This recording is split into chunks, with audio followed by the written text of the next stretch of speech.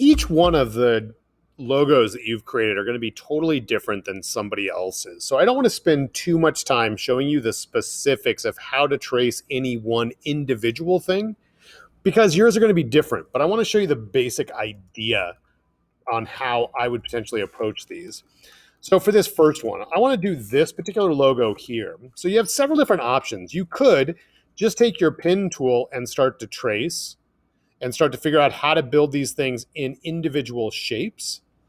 Or you could start utilize shapes that are already made. So like, for example, I'm going to try that. So for this one, I'm going to try drawing a shape across here. I'm just going to change the color temporarily just so I can see it and you can see it. But for these, you're only going to use black, white, and grayscale. So with something like this, I'm going to switch it to just outlines.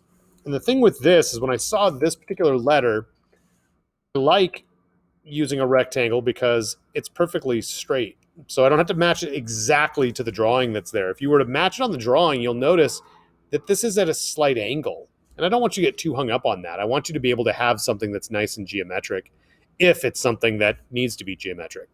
So with something like this, what I can do is I can come in, I can click on that one individual anchor point, and I'm just pressing down with my down arrow. So I'm holding on the shift key and that goes in a certain increment. So I just did that 3 times. I'm going to do it here, except this time I'm going to move it up. And then if I want to stretch this out a little bit, once I've made that parallelogram,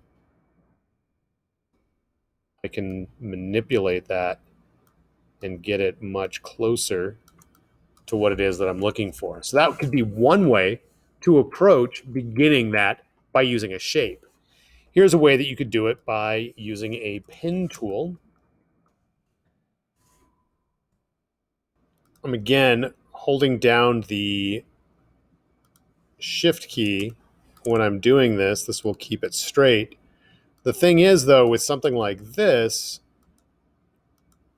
it may not be exact. Now, you might want to turn on your grid, or you might want to set up rulers.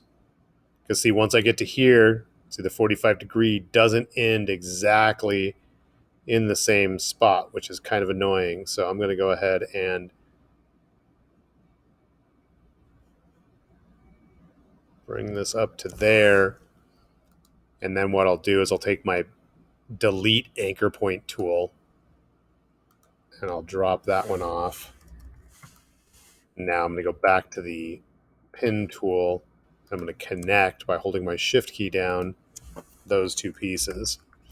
Now, the thing is with doing this outline, the problem is going to be is if you wanted this to be a different color. So if you wanted this portion, like it looks like it's folded over, to be a different color, you're not going to be able to use just that piece. And you'll also notice that the distance between these, look how much thinner this is compared to this end.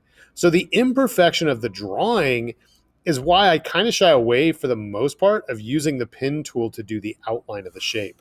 I like using the rectangles and the different shapes like this because I could try to reconstruct it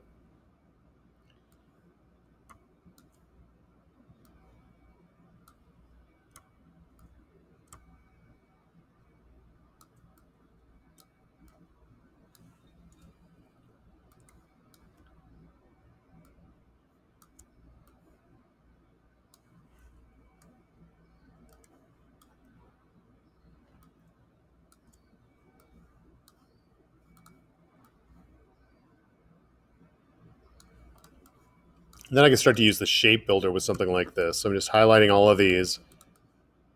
And I'm going to make a duplicate. Anytime I use the shape builder, I want to make duplicates of the items because the shape builder has a tendency to start to combine things together that I may not necessarily have thought about beforehand.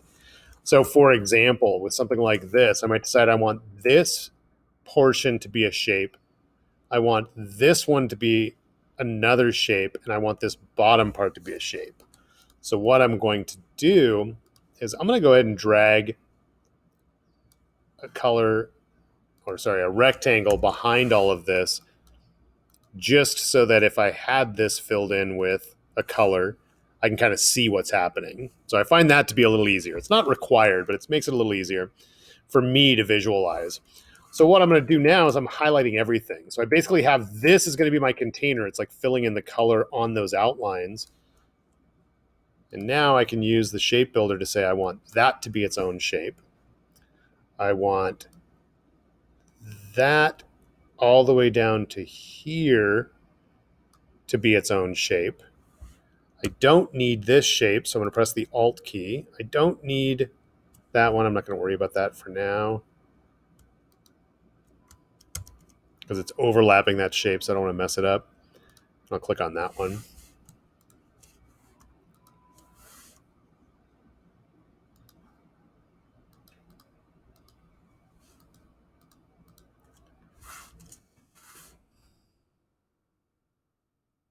I used the wrong tool. I'm going to turn off the colors that I've used to fill.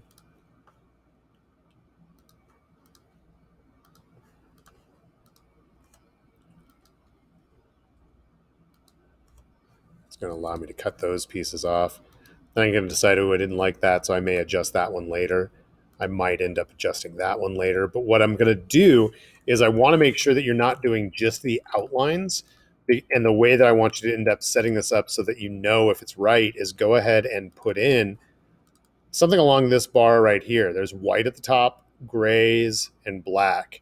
So I'm going to go ahead and fill that one with black.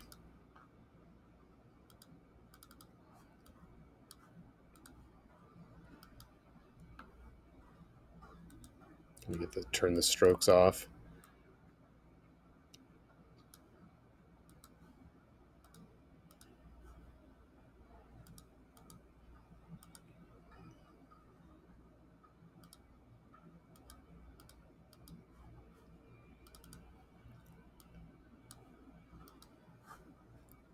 So now I can tell that they are three totally distinct separate shapes. And then you can play around. Like I didn't do a good job with that. If I wanted to cut that off, I could. But again, I don't want to spend too much time perfectly recreating that one. But that would be one way that you could start, which is using primarily shapes and then modifying the individual corners depending on what you have.